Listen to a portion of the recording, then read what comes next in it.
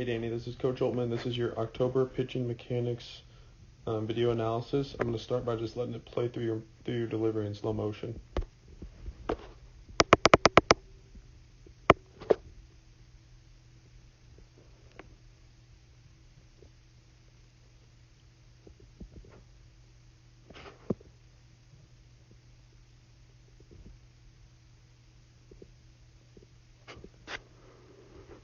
Okay, so when we break down pitching mechanics, we break it down into 5 phases. Okay, the first phase is hip load, and this is basically where our body's at in a position we get into at the top of our leg lift. Okay, when we lift our leg, we want to see that front leg track towards your back shoulder, which is exactly what you have. That's good. Okay, we also want to see your hands stay together. We want to see the back leg fully extended, which is what you have, which is also good. Okay. One thing that I noticed though, and we've talked about this before, see how your wrist is starting kind of in that, it's almost like a limp position, that hooked, it's like a hook position. Alright, start with that thing out straight, okay? I think the reason you hook it so much is because you start out that way, okay? And then what that does is that can lead to some timing issues, so we got to find a way to get rid of that hook, okay? And it starts by not presetting your wrist with the hook, alright? So something to think about, something to work on. I know we've talked about that in the past. Okay. As we start to move down the mound, one thing I look for is I want to see your hips go first. Okay. Your hips and shoulders start to kind of move down the mound at the same time. That's because your leg kick goes up, it goes down, and then you go out. All right. When we get to the top of our leg kick, I want to see this front hip almost pop out. Like, I want to see this front hip slightly elevated compared to the back hip. And then once we get to that position, I want to see your hips go down the mound first. Okay, this sets our hips up in the best position in order to move down the mound. Alright, because it allows us to get in a spot where we can activate our glutes, and we can activate our glutes, our butt muscles, we're able to rotate more efficiently. Okay, so here I would like to see that front hip slightly elevated and then starting to work down the mound. Alright, we'll see why here in a second. So if I draw a line up the back leg on each video, alright, and I go out into hip lead, the second phase. Oops. Okay, hip lead is right where that, right where your front foot gets in front of your shoulder, or in front of your hip. Okay, so look at where your knee position went. Okay, your back knee is going this way. Okay. And then if you look at the video on the right, it hasn't moved at all, right? At this point, our knee should do what's called a knee pinch, okay? And it should be going straight towards the catcher, that way, okay? Yours is going at an angle kind of towards the first baseline, okay?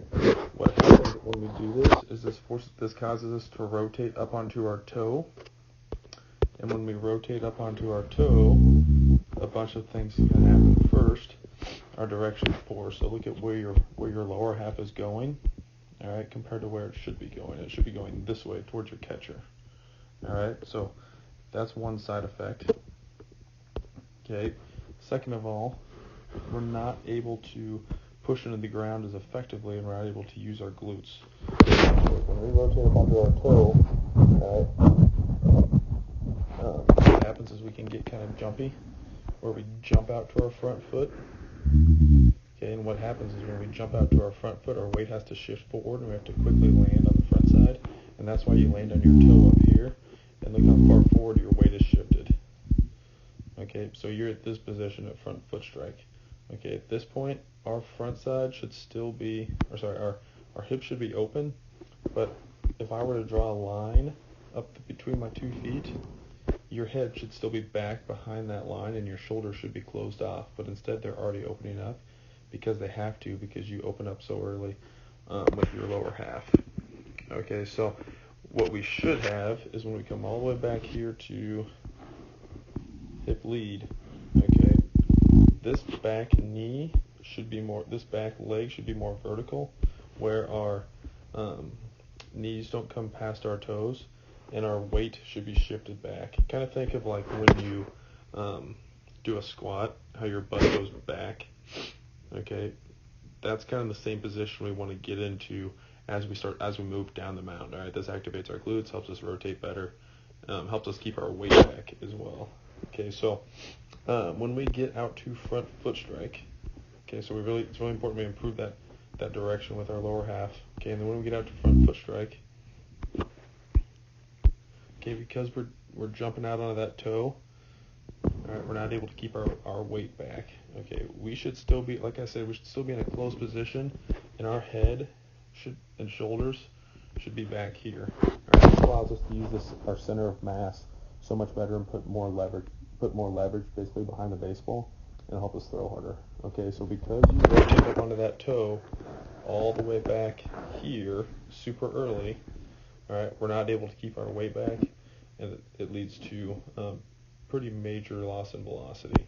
Okay, it also leads to a lot of command issues. Okay, so look, your your lower half, remember, because of that back knee, is going this way. Okay, so as a result, your body has to compensate for that and go back this way in order to throw the ball straight to our catcher. Okay, so because we're creating all these weird angles and our body's got to compensate for those poor angles that we're taking with that back leg with our lower half, all right, it leads to a lot of command issues. And I think this is one of the number one reason why sometimes in the past we've had command issues. It's because our lower half's going one way and our upper half has to compensate and go the other way. And it makes it really hard to be consistent. Okay, so it all starts back here with how this back knee and back leg and back foot are interacting with the ground and pushing down the mound. Okay, so it's really important for you that you look at the lateral drive drills in the app. That'll be helpful in creating that feeling that you should creating that movement and that feeling that you should have as you get around. All right, and then last, as we get into out of front foot strike and into release, okay, at release, this front leg should be extended. All right, should be pretty straight. Okay, when it's not, that means we have an energy leak there and we're losing velocity. Okay, because remember, we have to take all this energy that we created from the backside, okay, from our back leg. Our front leg has to stop it here, and then we have to send it up our trunk and out our arm. Okay, but the problem is when we don't extend that front leg, we're not stopping our forward momentum very well, and so we're losing some energy that could be going through our trunk and out our hand and onto the baseball. Okay, and then we finish up and over. So Danny, those are some things to think about: lateral drive drills and lead leg block drills. Okay, and then fixing that hook. All right, so check out the app. Look at some of those drills, implement them into your daily routines. If you have any questions, don't hesitate to ask either Coach Glover or myself. Thank you.